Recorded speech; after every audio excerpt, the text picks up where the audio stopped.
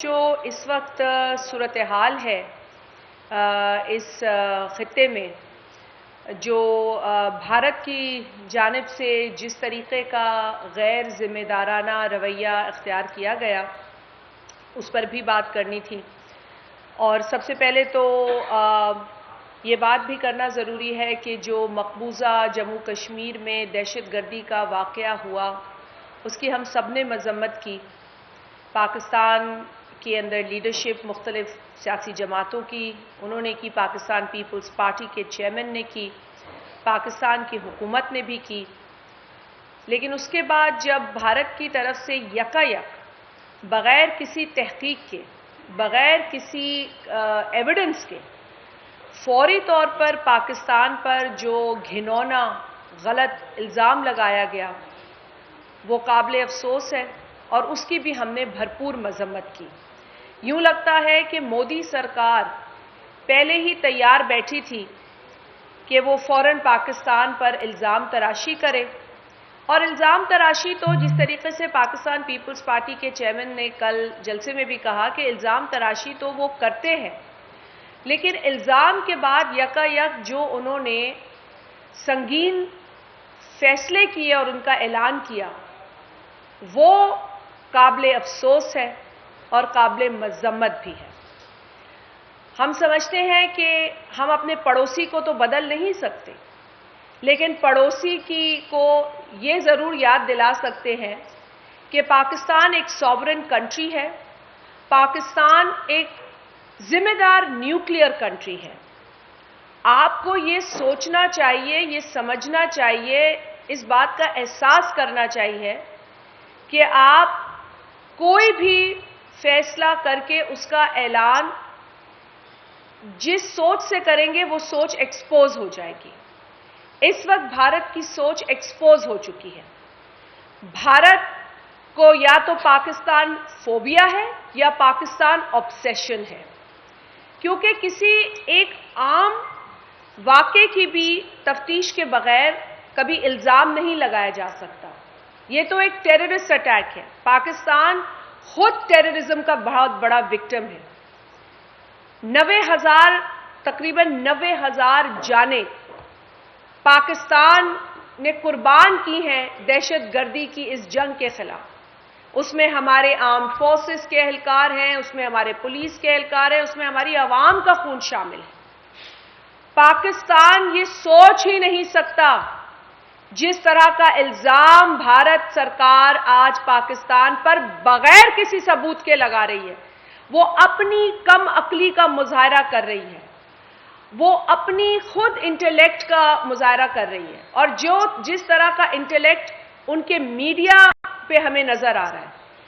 मैं उनके मीडिया को देखती हूँ, फिर अपने मीडिया को देखती हूँ, और मैं कहती हूँ कि वाकई पाकिस्तान का मीडिया, जिससे हमें कभी कभार शिकायत रहती है कि आप फैक्ट्स को बयां करें, आप मकरूज़ों पर बात ना करें, आप कयास आराई ना करें, हम हमेशा कहते हैं, क्योंकि हम कहते हैं जी डेटा पे बात करें। लेकिन भारत का मीडिया तो मैं समझती हूँ कि जिस किस्म की सहाफ़ती उसूलों का मुजाहरा कर रहा है, उसमें कहीं सहाफ़त नज़र नहीं आती, उसमें सिर्फ प्रोपेगेंडा नज़र आता है। मैं अगर कहूँ कि इस वक्त भारत का मीडिया प्रोपेगेंडा कर रहा है तो ये गलत नहीं होगा। कोई भी भारत का मेन स्ट्रीम चैनल इस वक्त हमें सेंसिबल बात करता नजर नहीं आता। आप टेलीविजन खोले, हम तो खैर अल्लाह का शुक्र है कि हमें उनके चैनल्स नहीं दिखाई देते, कभी कोई रील आ जाती है सामने, लेकिन रहम तो मुझे हिंदुस्तान की आवाम पर आता है। भारत की आवाम पर जब चैनल खोलते हैं तो उन्हें जो प्रोपेगेंडा उन्हें देखना पड़ता है, जिस प्रोपेगेंडा को वो दिखा रहे हैं, वो तो उन्हें भुगतना पड़ता है। क्योंकि भारत में हर बंदा तो ये नहीं सोच रहा होगा जो मोदी सरकार उन स्पॉन्सर्ड चैनल्स के जरिए लोगों को दिखा रही है।